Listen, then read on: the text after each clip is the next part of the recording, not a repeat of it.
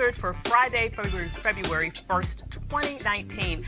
I'm Dr. Avis, in for Roland Martin, who has lost his voice this evening. So we hope you get well soon, Roland. First on tonight's show, New Jersey Senator Cory Booker announces that he's running for president. We've got complete coverage from his social media video to his mom, to his first interview on the Tom Joyner Morning Show, and a look back at his first run for mayor in his hometown of Newark, New Jersey. Next, did the current governor of Virginia, Democrat Ralph Northam, appear in his yearbook page in blackface or Klan robes? We've got the shocking pictures and details later. Republicans say that Democrats' ideas on Medicare for all and taxing the ultra-rich are radical and un-American. Our panel will break that down. And we told you yesterday that Senate Majority Leader Mitch McConnell thinks making it easier to vote is a terrible idea. Today, the Reverend William Barber is here to tell us why McConnell is wrong, really wrong. Also, the jobs report is out today with over 300,000 new jobs. How are African Americans really doing? Well, Dr. Kristen Brody, an economist at Alabama A&M, is here to give the details. Jussie Smollett releases his first statement on the vicious attack that ended with a rope around his neck. We've got that. And we have a scoop on what song Senator Booker may use in his campaign for president. It's time to bring the funk on Roland Martin Unfiltered. Let's go. He's got it. Whatever the biz, he's on it. Whatever it is, he's got the scoop, the fact, the find. And when it breaks, he's right on time and it's rolling. Best believe he's knowing. Putting it down from sports to news to politics. With entertainment just for kicks, he's rolling. It's on go, roll, y'all. It's Roland Martin, yeah. Rolling with Roland now. He's funky, he's fresh, he's real, the best, you know he's Roland Martin now.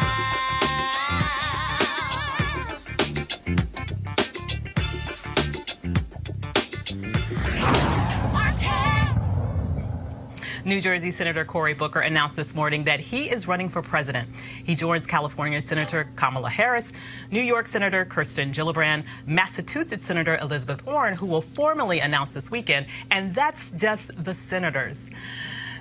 There are four others who will be running as well. And specifically with Senator Booker, he put out some social media sort of information this morning. Let's take a look at the video that he released to the world right now. Oh, do we have it or do we not have it? Okay, so we don't have it. Well, we might come back to that. Let's take a look at some footage of him signing his candidate papers with his mother, Carolyn. Do we have that? Do we have anything with Cory Booker? Okay. All right, here I go. The paperwork is signed. Yay. I am official. Official for what, sir? Official for running for president. Okay. Can't take it back now. Somebody grab that before he rips it off. Ah, that's so sweet. Well, Booker announced on the very first day of Black History Month, and it's a good time to remember that a total of 10 African Americans have run for president, including Congresswoman Shirley Chisholm, Reverend Jesse Jackson, Alan Keyes, who was a Republican, Senator Carol Moseley Braun, Reverend Al Sharpton, businessman Herman Cain, Dr. Ben Carson, President Barack Obama, Senator Kamala Harris, and now Senator Cory Booker. The senator appeared on the Tom Joyner Morning Show just minutes after he sent out his social media video this morning, and it was his first interview after announcing. Senator Cory Booker, good morning. Good morning, Tom. It's such an honor to be on your show this morning. Oh, man, the honor's all mine. Roland? All right, Senator. I barely got a voice, but everywhere I go, people keep saying, is Senator Cory Booker going to run for president? The question is, sir, are you going to run for president in 2020?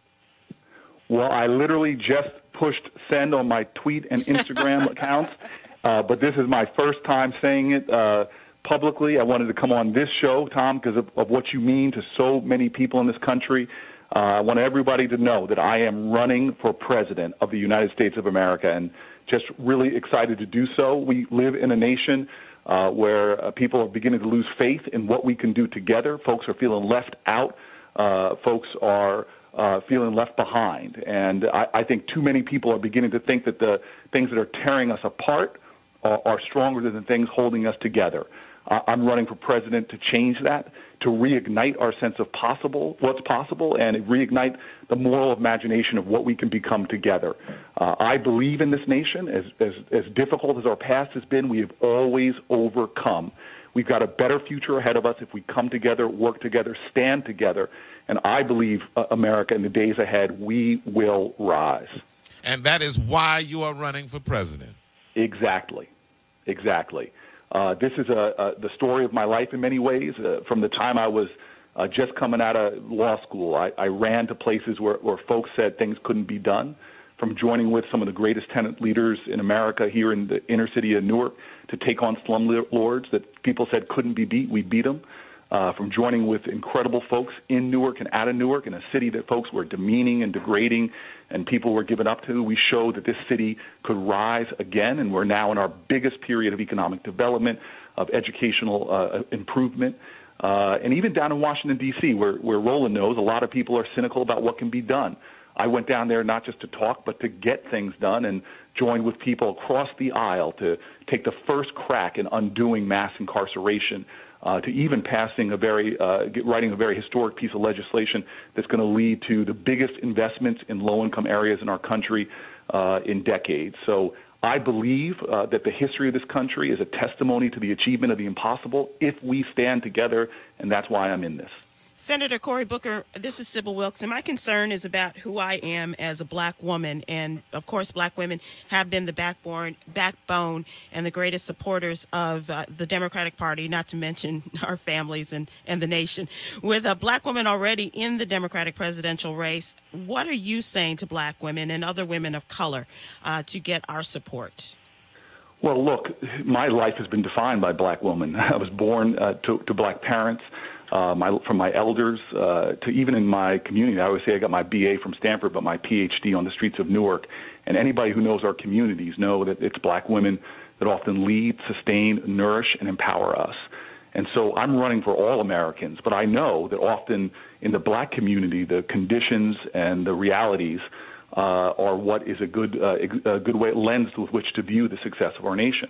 And so if it's issues from us, unfortunately, leading the industrial world in infant mortality and the death of mothers in the earliest years, to issues of economic empowerment. You know, when I go to my corner bodega, I see women who are working a full-time job but still need food stamps to feed their families. So the reason I'm running is to make sure that the issues of the folks who feel left behind, who feel like they're working harder and harder but having more month at the end of their money than money at the end of their month, that's why I'm standing up and fighting. And at the end of the day, I want to be judged not by my race, not by my gender, but by the content of my character, the spirit I want to bring to this nation, and also by the quality of my ideas. Senator, why are 4 more years of Donald Trump bad for America? Look, you know, everybody, I think, that I talk to when I walk my community is hurting right now. And there are even more people that actually are afraid.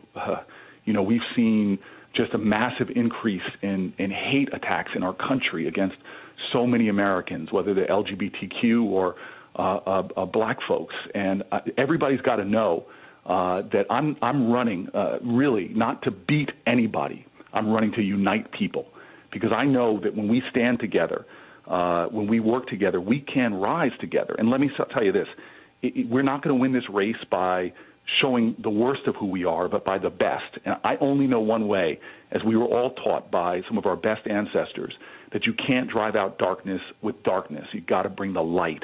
You can't drive out hate with hate. You got to bring the love.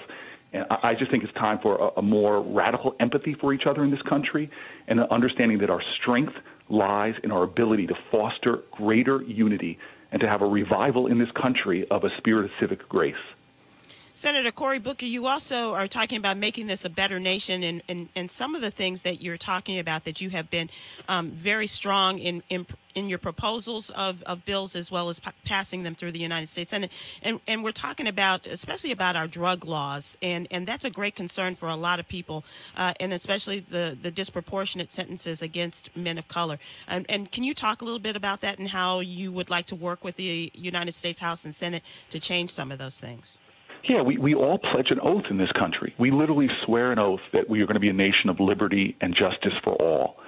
For the country that professes the ideals of freedom, to have 1 out of every 4 incarcerated people on the planet Earth here in America, to have 1 of every 3 incarcerated women on the planet Earth here in America. This is a cancer on the soul of our country, and it hurts everybody. When our bridges and roads are crumbling, we invest in the infrastructure of prisons unlike any other civilization in humanity, building a new prison every 10 days from the time I was in law school to the time I was mayor of this great city in Newark. And worse than that, you judge a country often by who they imprison. Some nations put journalists in prison. Some nations put political opposition in prison. You go to prisons in America, and you see that we're shuttling in there the mentally ill. We're shuttling in there the addicted. We're shuttling in there the poor. As my friend Brian Stevenson says, we have a nation that treats you better if you're rich and guilty than poor and innocent. And overwhelmingly, as you said, we disproportionately incarcerate black and brown people. That has got to stop. It's hurting us all. And if folk don't think this isn't a national urgency, there's a great university that put out a study that shows we would have 20% less poverty in all of America if our incarceration rates were in line with other nations. We're not making ourselves safer. We're creating more dangerous conditions, more economic instability. We're hurting not just individuals, but families and communities by over-incarcerating folk.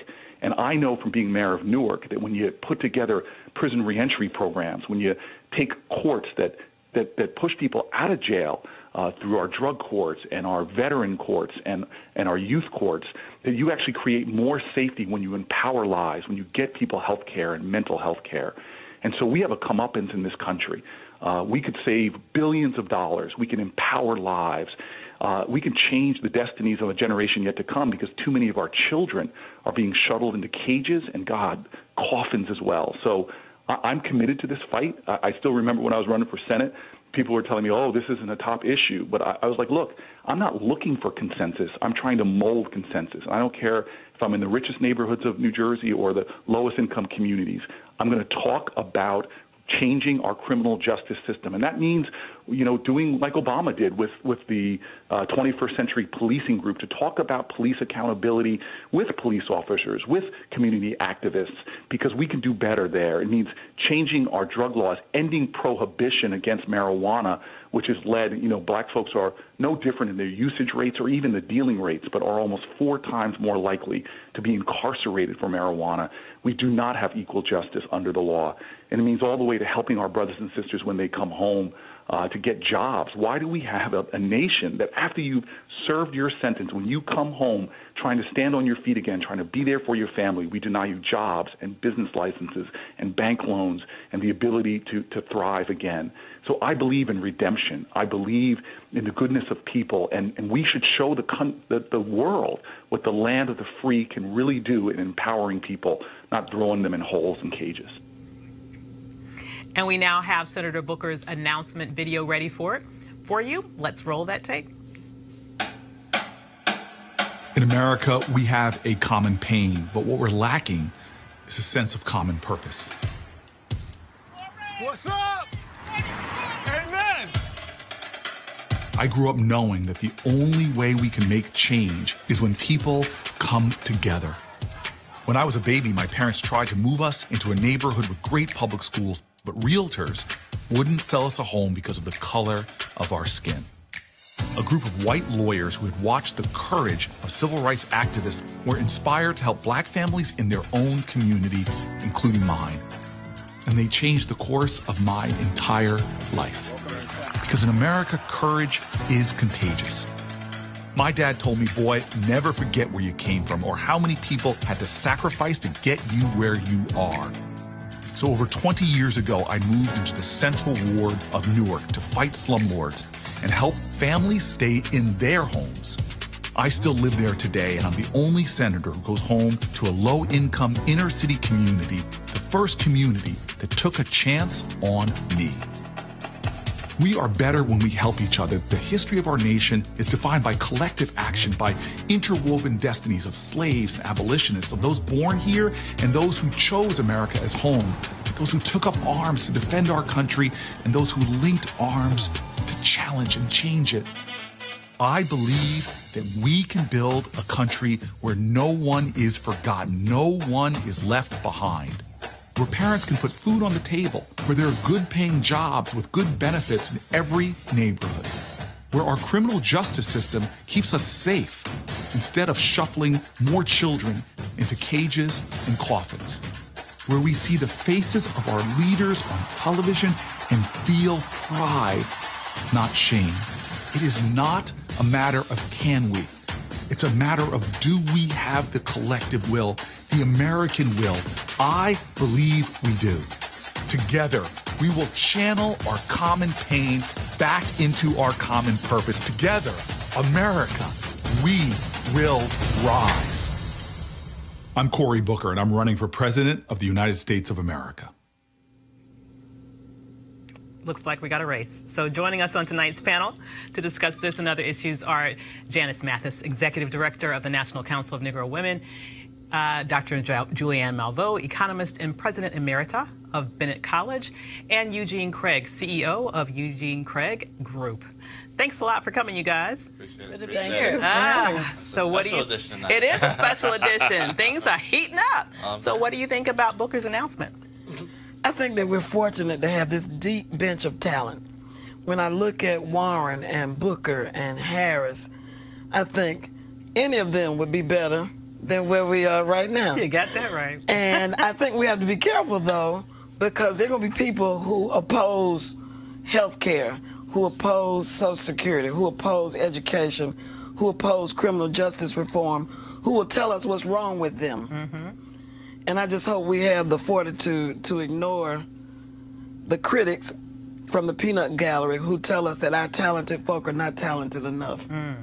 I'm so glad that you took the high road there. Because I have some other stuff to say, but well, go ahead, you know. No, but in deference to, but you're right. We do have a deep bench of talent. Sure. I am less excited about Cory Booker, frankly, than I am of any of the others.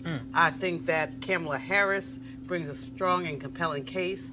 Elizabeth Warren, I love her focus on economic issues, of course, and all of her Consumer Financial Protection Bureau, all of that. Yeah. Although I could whip her for taking a DNA test. Yeah. Deciding that that was a self-imposed wound right there. Yeah. But I love the way that she focused on economic issues, which I don't really see from many of the others.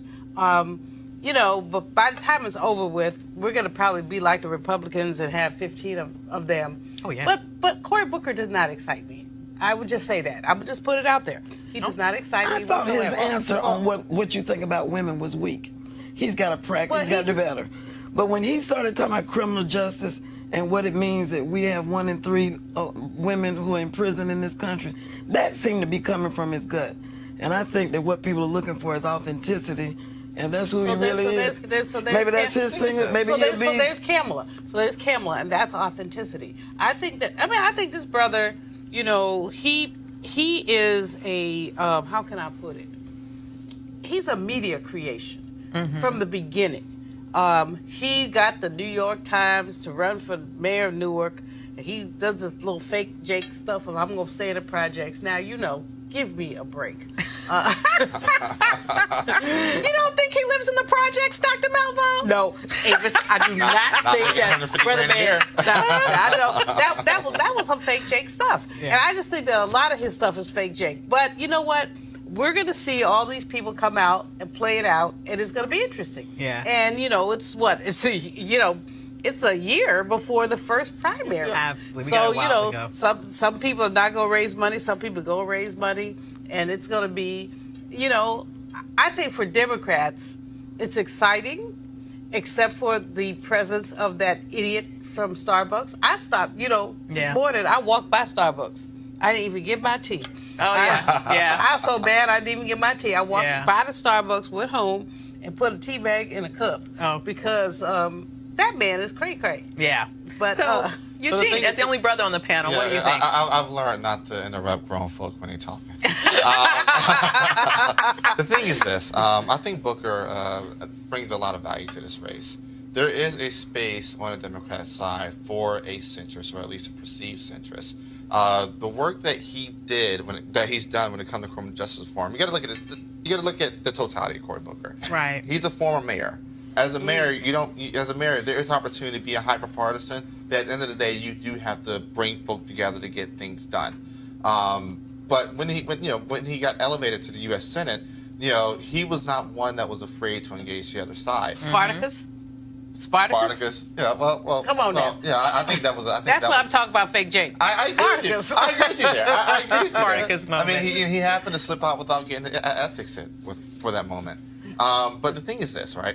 When it came to criminal justice reform, you have folks on the right, Freedom Works and R Street that wanted to get things done. You have folks on the left that have been wanting to get done for a long time. Right. He was one of the first that said, hey, you know what? I'm going to go to the other side. Let's form an actual coalition. We talk to our own people and our own language and get this thing done. And here we have the first step back. That's something he could run on.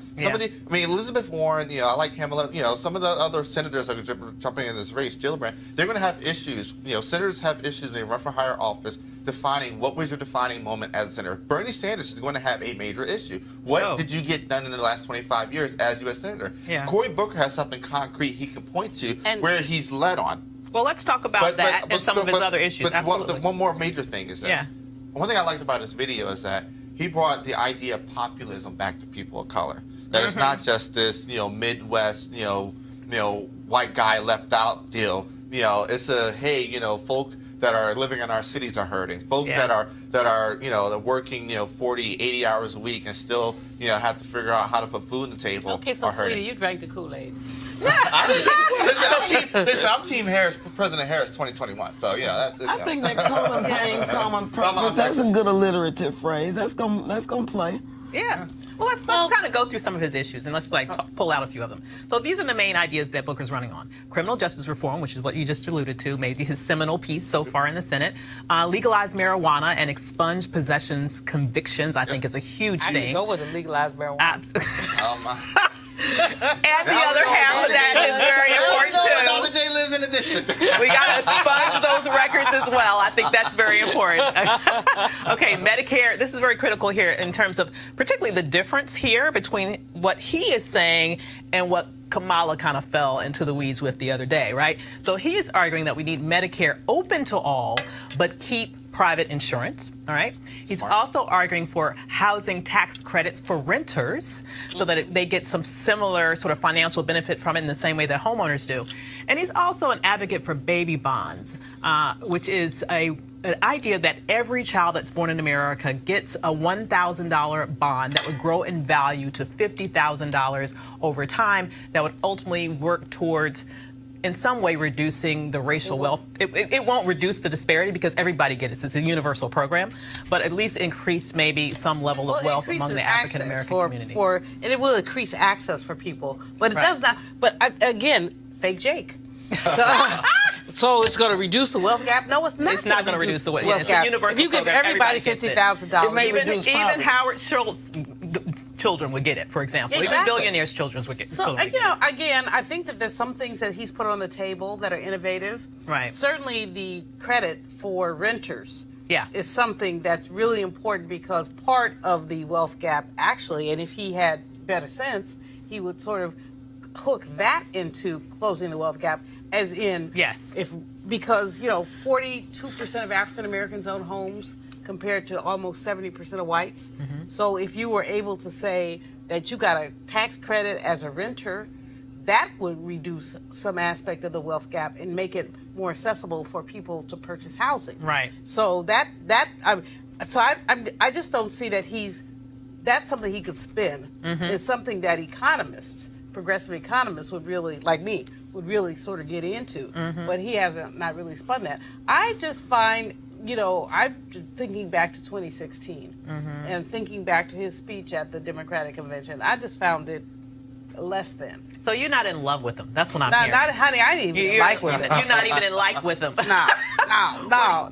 But whereas with Miss Kamala, you know, and she's my Bay Area homegirl, and very excited about what she's doing.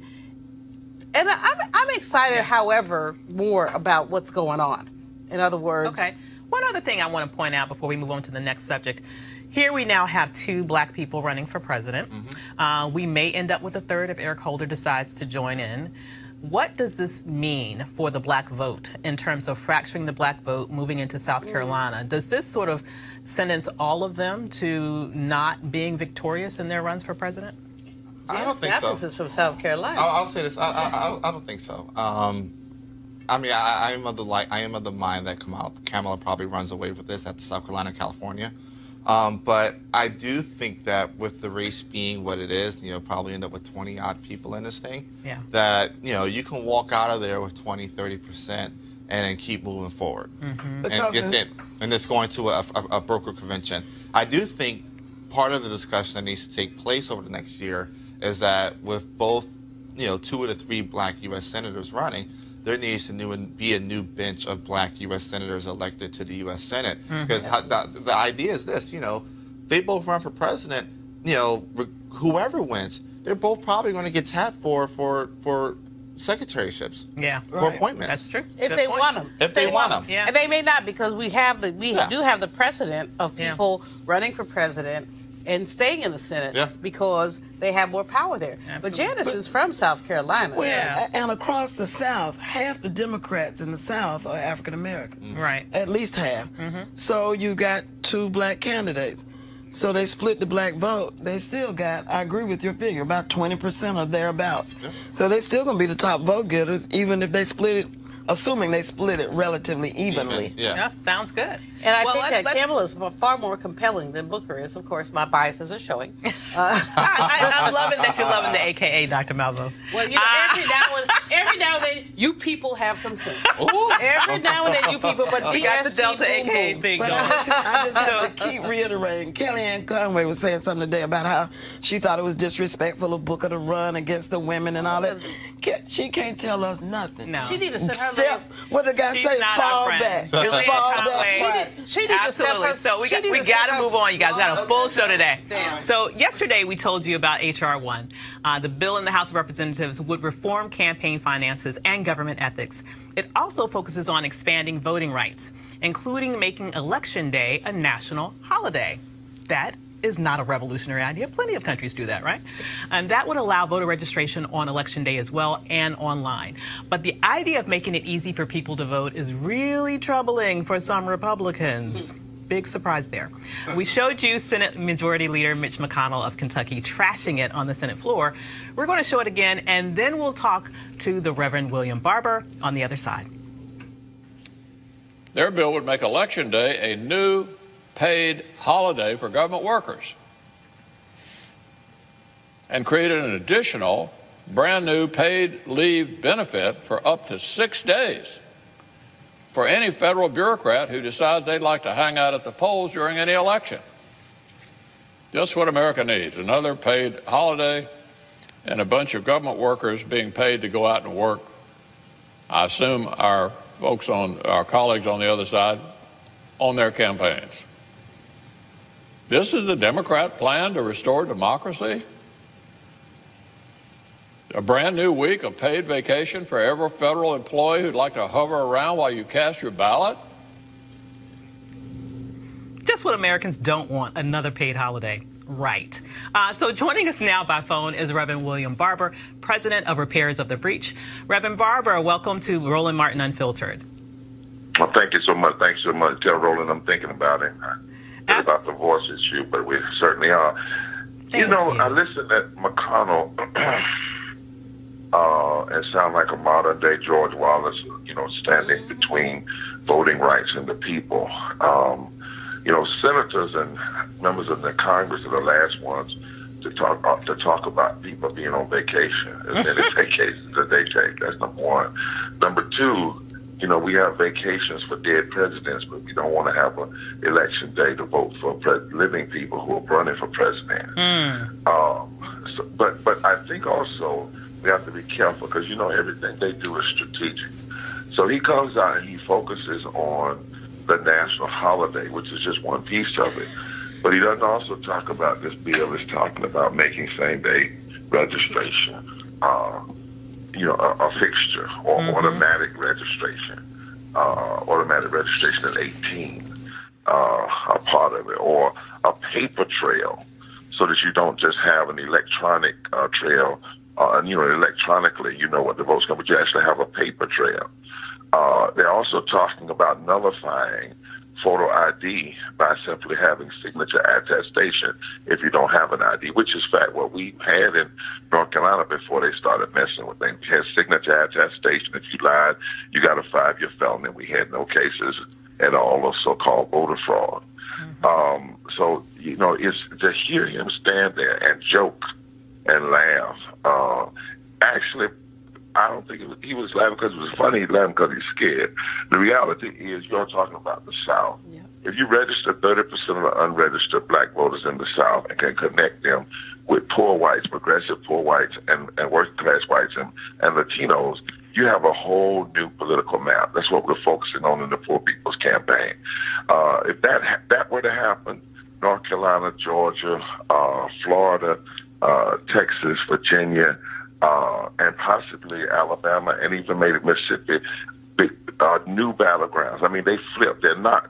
None of those states are really red states. They're unorganized voter suppression states, and the Republicans know that because they have counted on 13 southern states for the last 50 years to ensure them 171 electoral votes going into any presidential election.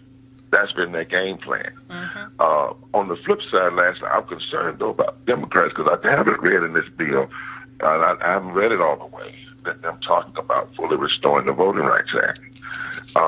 Because without restoring the Voting Rights Act, we don't have pre-clearance. And they've had over 5 years to do that ever since June 25th, 2013. Lastly, in this bill, they talk about throwing redistricting to an independent group, but just throwing it independent, taking it out of the hands of state legislatures without putting some clear guidance as it relates to race is not enough, because all of this is based on race. I mean, this is not about blocking Democrats from the vote. Voter suppression is about people of color, period. It affects, white people. In fact, one of the ways it affects white people is people who get elected through voter suppression, suppressing the vote of black people. Once they get elected, they pass policies that mostly negatively hurt white people. Yep. Absolutely. And that's the story and the things we've got to begin to organize and teach around. That's what we're doing, the Poor People's Campaign. We're actually looking now at every district in the country, voting area, where just a 3 or 5% increase in the number of poor people voting and properly politicized could fundamentally change elections all across the board. So I'm glad to see this H1 bill. It is an omnibus bill. And I will say this on your show, my biggest prayer and thing I'm discerning is that Democrats are not doing this because they know that they're never going to get it through the Senate. Yeah. You see what I'm saying? Because the reality is everything that's put in that bill, now Democrats should have done it when they had control of both the House and the Senate. You're exactly right. Absolutely. It's way late, And I come from North Carolina. I think Dr. Malvo is up there. We won same-day registration and early voting, but it took us 25 years fighting Democrats. I hear you. Absolutely. You know what I'm saying? Absolutely. Democrats were in control. It took us 25 years. Now, everybody talks about what the Republicans have done now, or the extremists who call themselves Republicans, and how they gutted voting laws after Shelby in North Carolina and all over the country. 26 states have passed voter suppression laws since 2010. Many have done it since 2013. But the reality is we had to fight Democrats for 25 years. And even in this recent election, look, we're doing some analysis now of not what did the voter suppression people do in Georgia and Florida and in Mississippi, But what didn't Democrats do? Yep. Come on, Rev. I'm telling you. Thank you so much for bringing that up. Did they really put the kind of troops in there with Stacey and Gillum early? Did they really support EPSI? You know, Trump put 150 workers on the ground in Mississippi. I don't think the National Party did any of that.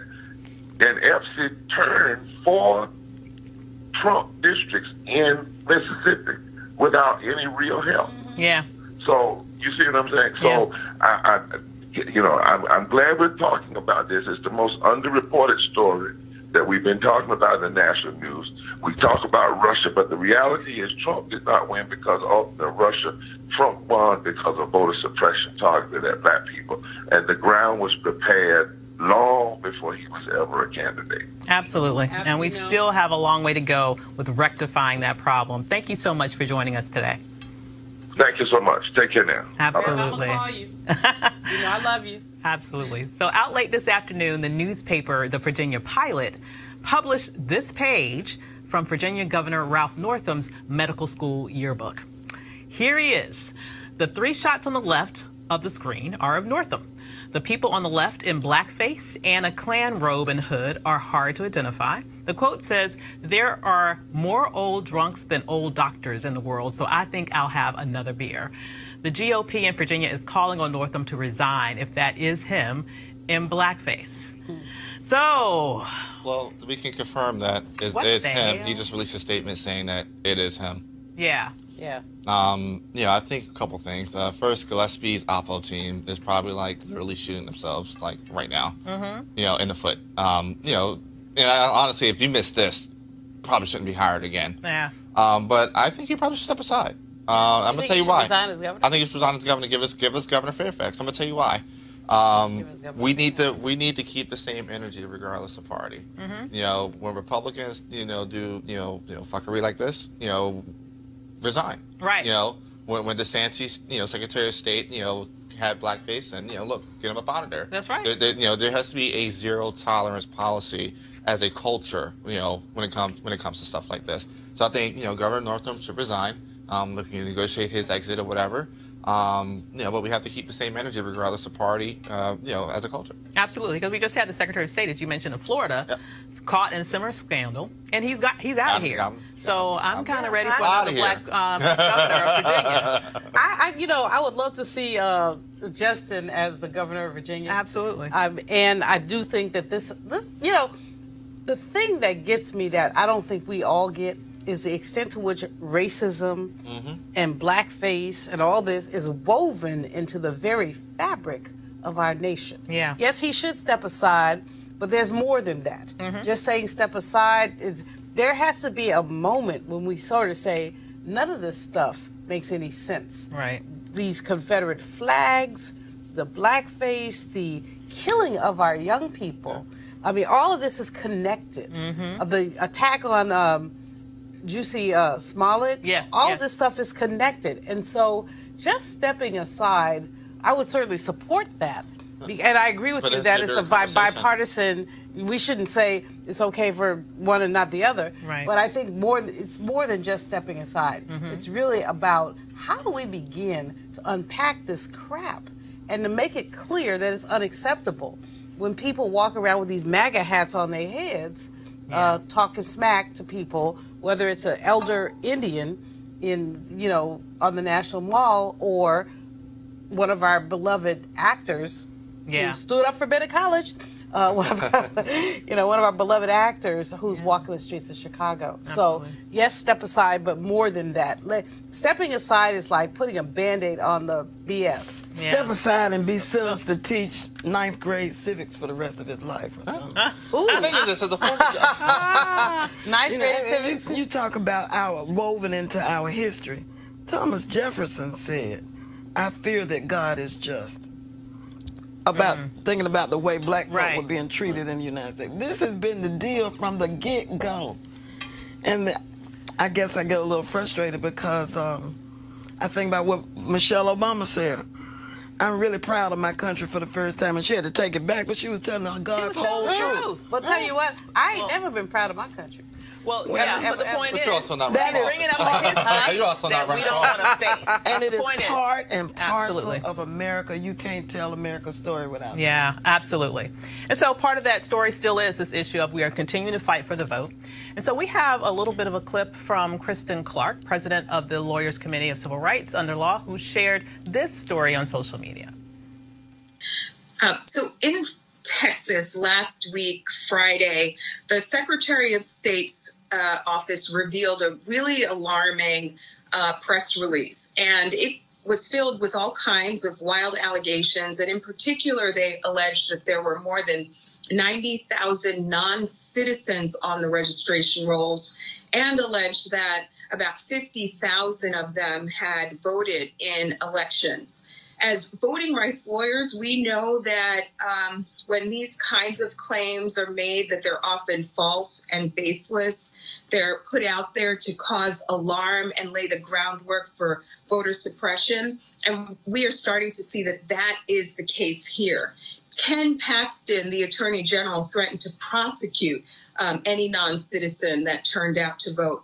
But in the intervening days, what the state has done is they've given the list out to counties and said, we want you to review your rolls and begin a process that would purge or remove these people from the rolls. And already election officials around the state are pushing back and are saying, you're wrong. These people are citizens. In Texas, non-citizens are eligible to get driver's licenses, and many of them do that. Those licenses are good for 6 years. And indeed, many of these people are people who became citizens over that time period. It was reckless and irresponsible for Texas to put out these numbers. They were retweeted by Trump over the weekend. And this is the ugly voter suppression that we're up against in this era in 2019. Officials who would irresponsibly put out false claims of vote fraud because they want to chill the vote. They want to push more restrictions that would make it harder for people to vote. It's important that we fight back against these efforts. And another reminder about why we need Congress to restore the Voting Rights Act now. Because since the Supreme Court cut out the heart of the Voting Rights Act in a brutal 2013 decision, we have seen officials in Texas and in other parts of the country racing forward with these ugly tactics time and time again that are all about locking people of color out of the ballot box. Sound familiar, you guys? Any quick reactions before we go to break? I remember seeing this come across over the last week or so, and I just thought it was absurd. You know, the only voting rights, the only voter fraud that's been prosecuted has been prosecuted by Republican voters. People that have been registered Republican that actually voted for Attorney General. You know, Eugene, go away. Let's go away. You know, what bothers me here is the extent to which ordinary voters have been tagged as illegal for any number of reasons. Right. And here in Texas, but in Texas, where, you know, clearly you have a black-brown issue going on, you're really looking at some challenges. I think that that's why this H.R. 1 is so extremely important, and why we must, Kristen's comments are just right on time. We need to restore the Voting Rights Act. It's not time to throw it away. We see basically shenanigans happening, and the shenanigans are about voter suppression. Absolutely. And I think, though, H.R. 1 still needs to be augmented to include more about the Voting Rights Act. Well, I think I may have a scoop for you, Avis. All right. There's going to be an H.R. 4 aimed squarely at restoring Section 4 of the Voting Rights Act. Excellent. And a dear friend of ours, Congresswoman Marsha Fudge, has been appointed chair of the elections. Just for the records. But she's not running for president. She don't need to run for president. She makes a difference wherever she is. I love her. She's been appointed chair of the Elections Subcommittee of House Administration, and she's convened a group of folk to give her advice and counsel. And there are going to be hearings in 10 cities around the country on why we need to restore the Voting Rights Act. So get your Get your stories together. That's what they're gathering evidence so that when they get to the Supreme Court, they'll have a story to tell about why we need Section 4 now. Yeah. Excellent. HR 4, look out for it. HR 4. Okay. We got our marching orders. We need to support that. We'll be back in a minute. You want to check out Roland Martin Unfiltered? YouTube.com/Roland S. Martin. And subscribe to our YouTube channel. There's only one daily digital show out here that keeps it black and keep it real. It's Roland Martin Unfiltered. See that name right there? Roland Martin Unfiltered. Like, share, and subscribe to our YouTube channel. That's youtube.com/Roland S. Martin. And don't forget to turn on your notifications so when we go live, you'll know it. You want to support Roland Martin Unfiltered? Be sure to join our Bring the Funk fan club. Every dollar that you give to us supports our daily digital show. There's only one daily digital show out here that keeps it black and keep it real. It's Roland Martin Unfiltered. Support the Roland Martin Unfiltered daily digital show by going to RolandMartinUnfiltered.com. Our goal is to get 20,000 of our fans contributing $50 each for the whole year. You can make this possible. RolandMartinUnfiltered.com. So hi, I'm Dr. Avis, back for Roland Martin, who has lost his voice. So we're hoping that he's at home chilling and getting well. Next, we want to talk about the jobs report, which came out today. According to this report, the U.S. economy has added over 300,000 jobs in January. Unemployment rose overall from 3.9% to 4%. But breaking it down for whites and blacks, this is what we see. The white-only January unemployment rate was 3.3%, which was unchanged from December. The black-only unemployment rate was 6.8%, more than double that of whites, up from December's 6.6%. And here to help us understand the report a little bit more deeply is Dr. Kristen Brody, an economist at Alabama A&M University. Welcome, Dr. Brody. Good evening, Dr. Avis. How are you? I'm doing great. So good to have you on the show. So great to see you. So could you? It's good to be here. Wonderful. So could you break down these numbers for us, not just in terms of this month and last month, but what have been the trends recently in terms of black unemployment under this administration? Well, the unemployment rate did go up a bit. We saw that total non-farm payroll employment increased by 304,000, where it was thought that it was going to only increase by 165,000. And as you said, the black unemployment rate is higher, but those numbers can be broken down even further when we look at those numbers by age and race. So for whites, it was 3.5% versus 6.8% for African Americans. But when you look at men, white men is 3.3% versus black men, 7.1%. So that number is much higher. Absolutely. For white women, 3.2% versus 5.5% for African American. But the real discrepancy comes with both sexes between the ages of 16 to 19. So for whites, that number was 11.6 versus 20.6 for African American. So there are some real differences when you break down those demographics. Absolutely. And just one other thing to follow up with that. So I'm looking at these numbers just from the last couple of months. You mentioned, for example, that black men unemployment is at 7.1% now. If you go back to November, it was at 5.8%. That's a pretty significant jump for just 2 months, isn't it? It is. It definitely is. And part of that, if you look at December, was the government shutdown, that a lot of the people that were furloughed claimed temporary unemployment. So that's part of it. But it also goes to differences in education that we've seen since 2000, differences in incarceration rate, education levels, and just pure discrimination and bias. Gotcha. Those things definitely make a difference. So economist to economist, Dr. Malveaux has a question for you. So have you looked at the MPOPs? How are you? It's good to see you. Good to see you. The employment population ratios are what concern me more than the actual unemployment rates. The fact that there's a gap, especially among men, between the percentage of the population that's employed, the MPOP. So having looked at that, what can you say about that, and why should we be concerned about that as well? Well, I think that when you just look at the unemployment numbers and whether they've gone up or down, it doesn't consider how many people have entered or left the workforce. Furthermore, how many people are temporarily employed, and also those who have left the workforce or are counted as discouraged workers. And in fact, the number of people who are employed part-time due to economic reasons has increased. And so a lot of African Americans are going to fall into that. But those numbers aren't counted in the pure unemployment rate. Well, we end up with this gap, especially among men, that concerns me. For white men, you have an impop of something that's almost 70%. But for black men, as an example, you have an impop that is 62, 63, 64. Women, it's about the same. So the percentage of people who are unemployed is concerning, especially because they're not absorbed in the unemployment rate. Could you go into a little bit more depth about impop so that the audience understands what you're referring to? It's the employment population ratio. So it's the percentage of the population that is employed. And so that, to me, is a better number to gauge engagement in the labor market than the unemployment rate. That's true, because the unemployment rate does not include people who have stopped looking for work, correct? And the employment population ratio really says what percentage of the population is engaged in the labor market. And it's a really important number. And I know, my sister, because you are a labor economist also, that you've looked at some of this. You picked up the 16 to 19, which is really important. But I'm equally concerned with the prime-aged gap in the employment population ratio.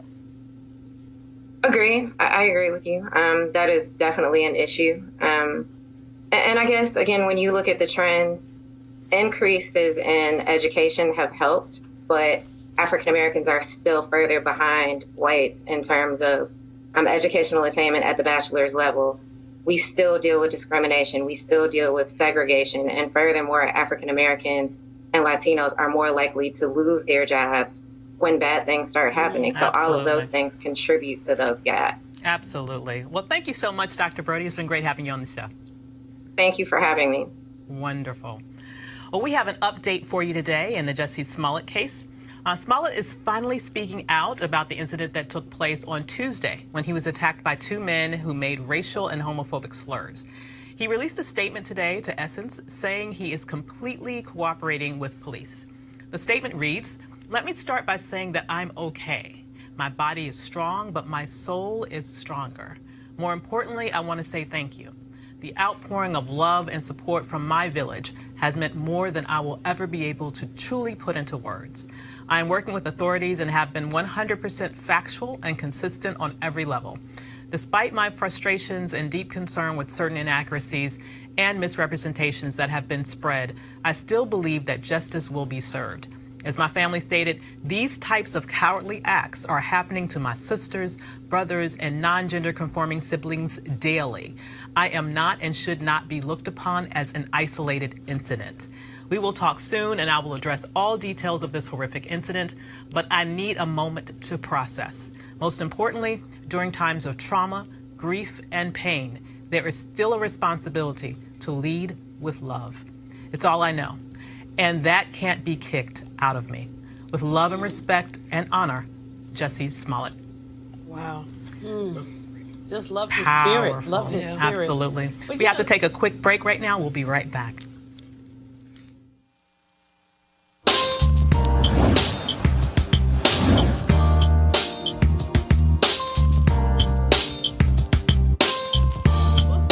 Cookman is located in Daytona Beach, Florida. It was founded in 1904, so this is HBCU Giving Day. Notable alumni include A. Philip Randolph, Yvonne Scarlett Colden, James Bush III, Rasheen Mathis, and Nick Collins. To support this HBCU, we're going to ask you to go to cookman.edu. We've been telling you also that Bennett College needed to raise $5 million by today. Well, the good news is they did it, fueled by a last-minute gift of $1 million from nearby High Point University. Wasn't that sweet? That's kind of cool. Here's the president of High Point announcing the gift. Dawkins, will you come up here for just a second? High Point University, ladies and gentlemen, on this evening wants the world to know that we're not going to let Bennett suffer in any way. We're going to see to it. The future looks bright. And so High Point University today is going to offer a challenge. A challenge good for the next 48 hours, between now and Monday morning. High Point University today announces that we are providing for Bennett a gift, an investment in the amount of $1 million.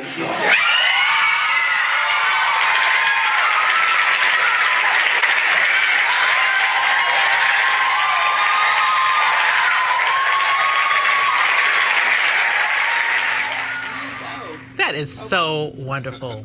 He's such President a cool guy. Emeritus. Yeah, and that's I got my blue on today for Bennett. Awesome. You know, if you see me without red or orange, something going on. So I was channeling Bennett, and Nito Cobain is just an amazing person. Wow. He was president at High Point when I was at Bennett, and he is just, you know, personally wealthy, but also done so much for his campus. Yeah. And has always looked into partnerships. So you know, I'm just grateful. That's beautiful. Just really grateful. And you know, there are about a dozen colleges in the area. Yeah. In the I forget what they call it, the Piedmont Triangle. Mhm. You know, the 5 or 6 in Greensboro. Then you've got High Point, and you've got you know, the other one, I forget.